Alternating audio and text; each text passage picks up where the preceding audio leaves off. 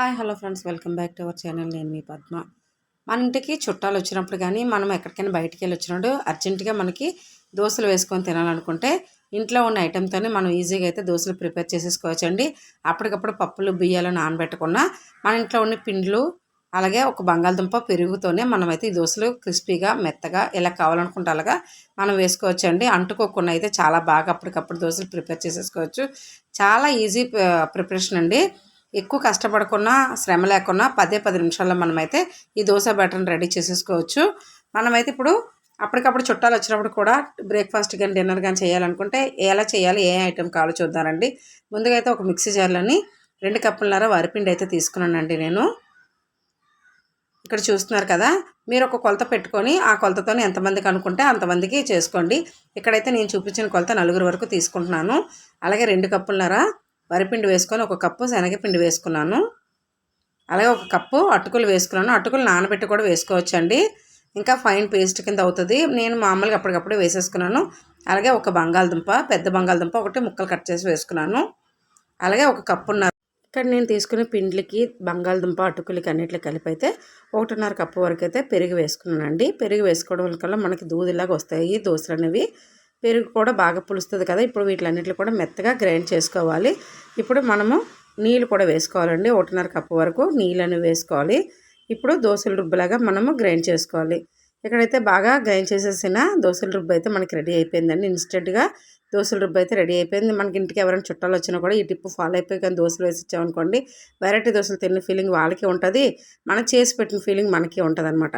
ఇప్పుడు రెడీ అయిపోయిన దోశ బ్యాటర్ని ఒక గిన్నెలోకి మార్చుకొని ఇప్పుడు ఆ గిన్నెలో మిక్సీ జార్ ఉంది కదండి, ఆ మిక్సీ జార్లోనే ఒక పావు గ్లాస్ నీళ్ళు వేసుకొని అవి కడుక్కొని కూడా ఆ నీళ్ళు కూడా వేసుకోవాలి. ఎందుకంటే మనకు దోశ బ్యాటర్ అనేది కొద్దిగా చిక్కగా ఉంది కదా.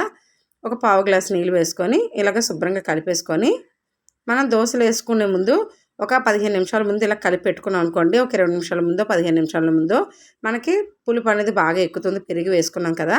ఇప్పుడు ఇందులోని దోశ వేసుకునే ముందుకి మనం ఉప్పు, రుచికి సరిపడగా ఉప్పు వేసుకోవాలండి. అలాగే ఒక చిటికెడంత అయితే నేను తిన్ని సోడా కూడా వేసాను, ఒక చిటికెడు. ఇప్పుడు ఇవి రెండు కూడా బాగా కలిపేసుకోవాలి.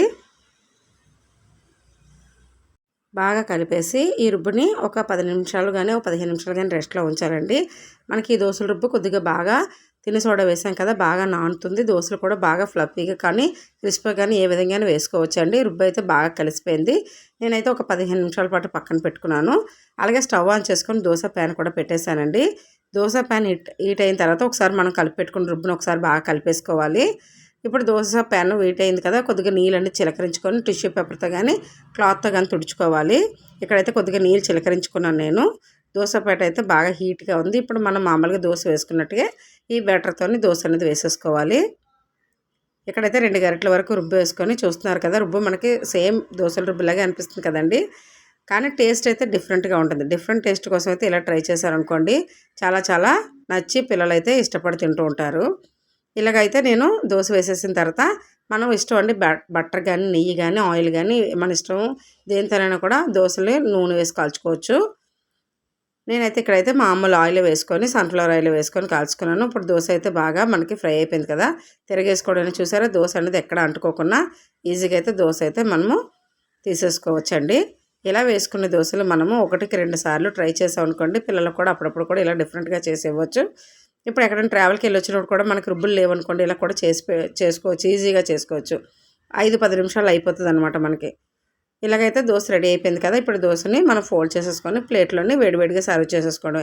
ఈ దోశలకి నేనైతే శనగపిండి చట్నీ, బొంబాయి చట్నీ అంటారు కదా, అది టమాటో చట్నీ అయితే రెడీ చేసి పెట్టుకున్నానండి. అలాగే ఎన్ని దోశలైనా కూడా మనం ఈజీగా దోశలు అనేది వేసేసి ఇచ్చామనుకోండి, వేడివేడిగానే సర్వ్ చేసినప్పుడు 1-4 దోశలు ఇష్టపడి తింటూ ఉంటారు. ఇలాగే చట్నీతో ఏ చట్నీ అయినా మనకి నచ్చిన చట్నీ, కొబ్బరి చట్నీ కానీ పల్లీ చట్నీ కానీ అలాగే మనకి అల్లం చట్నీ కానీ ఏ చట్నీకైనా అది కాంబినేషన్ చాలా బాగుంటుందని. నచ్చింది అనుకుంటున్నాను. లైక్ చేయండి, షేర్ చేయండి, సబ్స్క్రైబ్ చేయండి. Thank you for watching.